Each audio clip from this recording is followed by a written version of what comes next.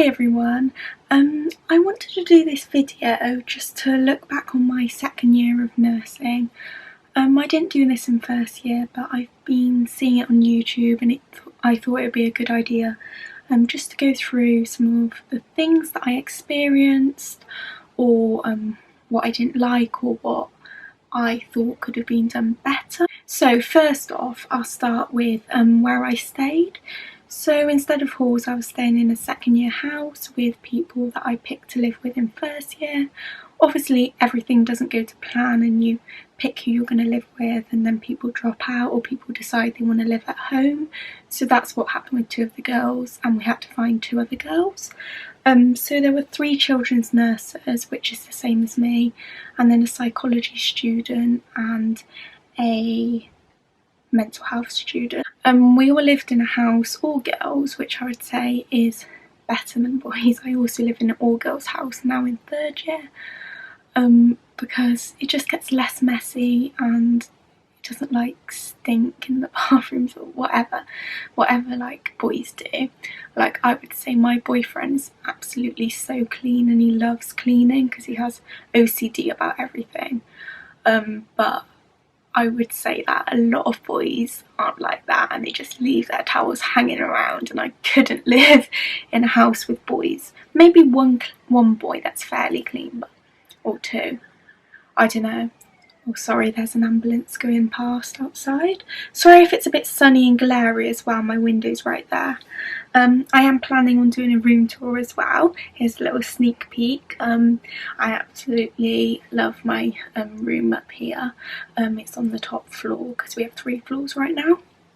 Anyway, back to second year. I feel like when you're living in a house with people at uni, you just feel a lot more homely. You feel even more independent than when you move to second year, and are sort of getting the perks of being able to like just be more independent really.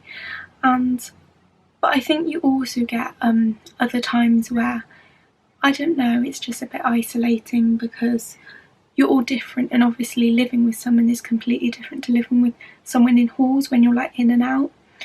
So I think in second year you do have to adjust to that as well, and like different people go to bed at different times and you just have to be aware of that really. But yeah, you can sort of adjust to that in your own time, whereas it's a lot less like going out and stuff all at the same time. You might go out all together as a house occasionally, but it's not really like on a weekly occurrence. A lot like halls where everyone's having prees like every weekend, or sometimes like every night in freshers.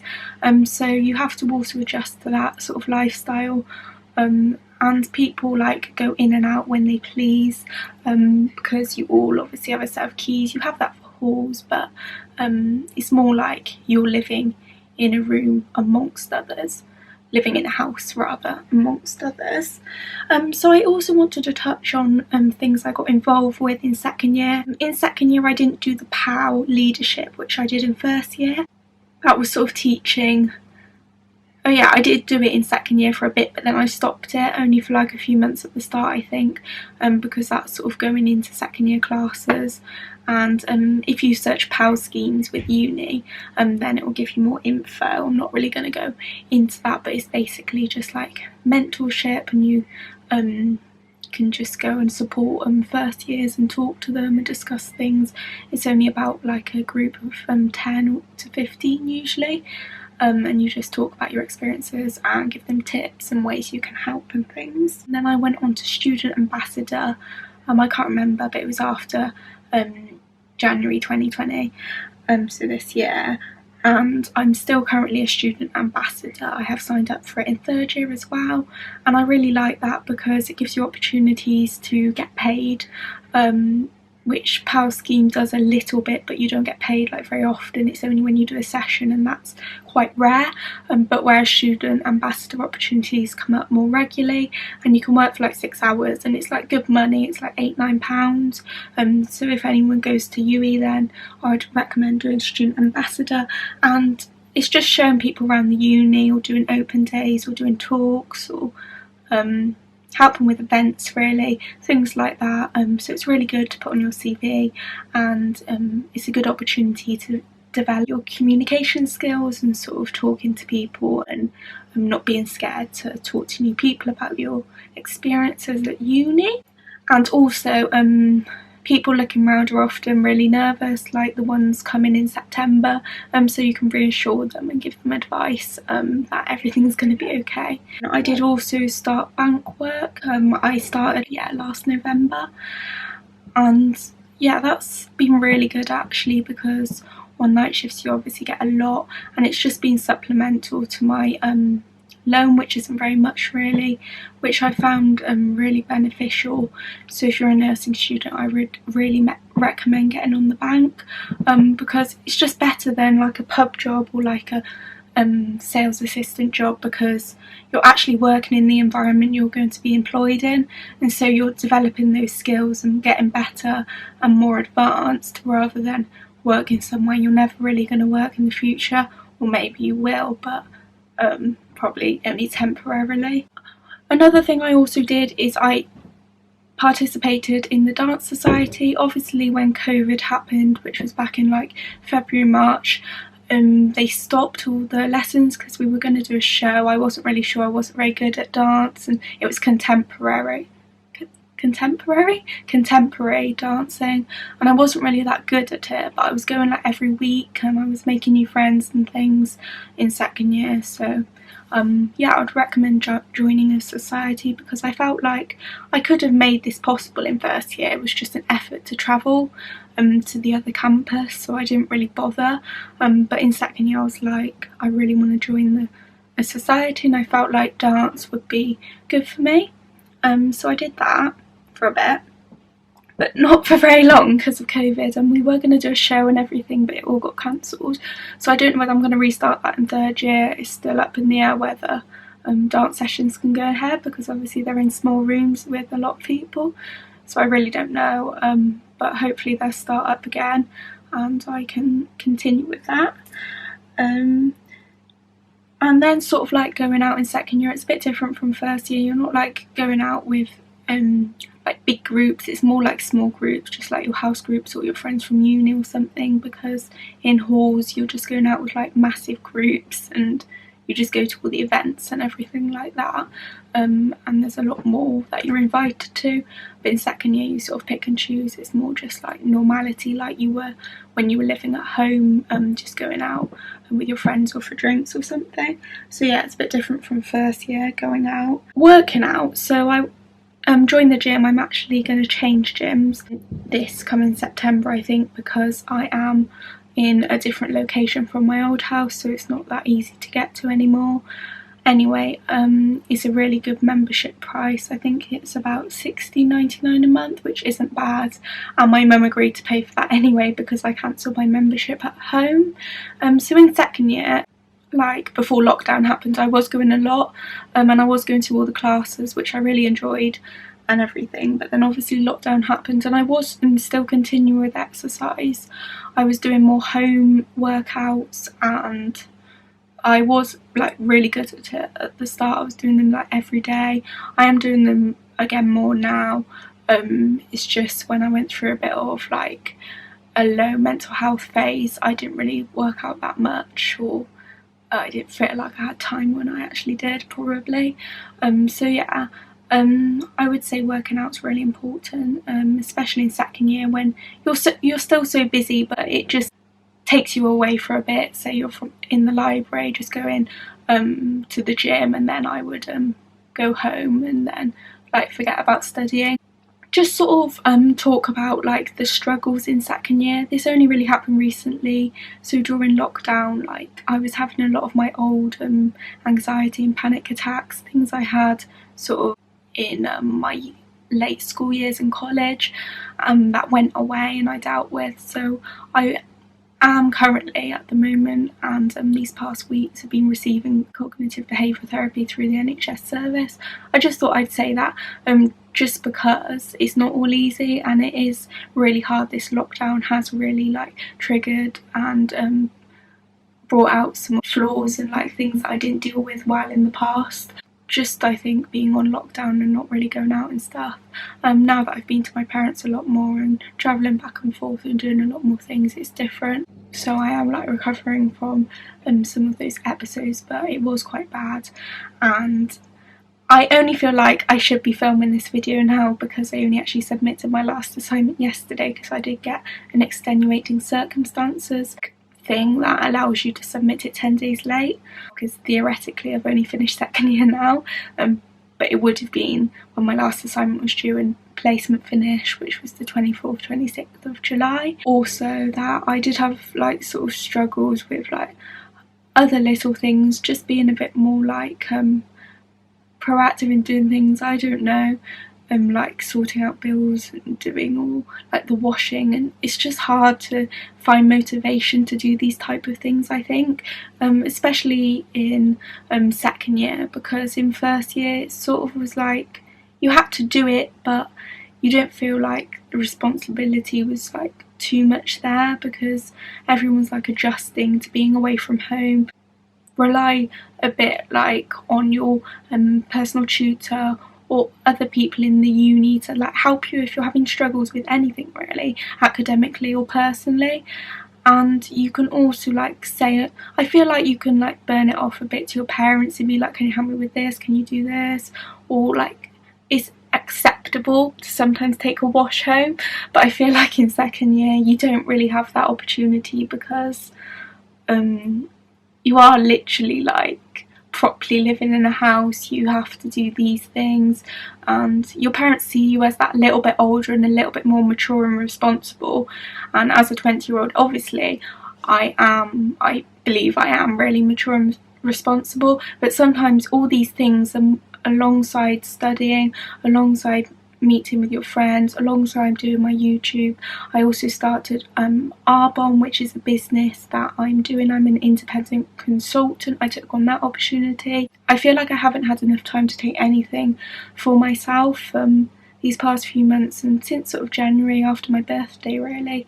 I don't feel like since turning 20 I've really had time just to spend on my own goals, doing my scrapbooking, doing sewing, doing craft making, doing the things I actually enjoy, reading books, like just relaxing and taking that time, yoga, to do things for me, because I've been trying to chase up with all these things. And I think as a second year student, the workload does get a lot more, assignments do get pressurising. We've had like 4 or 5 compared to third year, which is way more work. And alongside placement, sometimes they would give you assignment alongside placement. You're doing that like 30 hours a week, 37 hours a week. Although paid placement was good, we got paid last placement because of COVID pandemic. It really like didn't really make any difference because there was so much other things to do, so you know you're getting paid, but there's also all the pressure of everything else, and like acting within sort of a role at placement that you don't really know what it is. Are you still asking for a lot of support? Can you still ask for a lot of opportunities? It's sort of supervisory compared to supernumerary role, I think. I can't really remember, but it's a bit different from not getting paid because you were in this paid placement, even though you had all your criteria and learning objectives to get signed off. You were still in this position where you were like responsible for being on the front line in this pandemic, basically. I think balancing all of this is a real struggle in second year compared to first year. First year is an easy ride, and I know a lot of people say if you had a bad first year. I didn't have a bad first year. I didn't get the grades I really wanted, but this year they've been going up and up, so I'm happier with that. And third year is like the only really year that counts. Like if you've only got like sort of second 2 1s basically in your assignments in second year, say you get first in all the assignments in, or some 2 1s in third year, you can still get a first. Like it's really not that hard to like not like do okay in second year and then do good, really good in third year. And first year doesn't count at all, so people often do just do what they want and adjust to uni life. Got my little list down here in case I forget anything. This is really going back to sort of living in a house on your own. I felt like I cooked a lot more in second year. I like experimented and made a lot more like tasty and nice dishes and like different types of food, like rather than putting things in the oven and not really trying. I like actually experimented with food in second year because you have a bit more, I don't know, you just feel a bit different in a house kitchen rather than in like uni hall's kitchen where you don't want to spend hours like trying to cook when there's like 6 other people or something. I was just going to touch on placements really, like how the degree's laid out. So we had 3 7-week placements. I'm a child nurse, I've already said that earlier, but if you didn't catch it. So we had 3 7-week placements. I actually really enjoyed all of my placements in second year. The second one I was pulled off for COVID, even though they asked us to come back into the NHS, so it doesn't really make sense. The first one of my second year started in November, and it was on a neuroscience ward, and I really enjoyed that. It's not somewhere I feel like I would like to work. It's also got a rehab for children as well, with long-term complications, and who will need palliative care in the end. Anyone not nursing related, this won't be relevant. And then for second placement I had NICU. I had 4 weeks there, which was enough really to get into it and like know what was what. I liked that, but again I thought, oh, I'm gonna love this, I'm gonna want to work in NICU, but it wasn't really my cup of tea. It was just the same sort of thing. Obviously I liked premature babies, but I love the different ages, so I wouldn't choose to work in NICU again. So from these placements I found, no, I like that, but I wouldn't actually like to work there, and that's something really good about placements. And then the third one, the one I've just been on, is where I was in first year, and it's just a children's inpatients ward unit and a assessment unit. So I was mainly in the assessment unit with my mentor, but I loved that placement because my mentor was really nice and supportive, and she was, yeah, like just really good mentor basically, and was really positive, which I really like. And when people give you positive feedback, it really helps you to like develop, and they only say like one like negative or what to improve rather than just like critiquing. Or sometimes mentors are like that, they just critique like things you're doing or whatever, even though you're in second year and you're not going to know everything.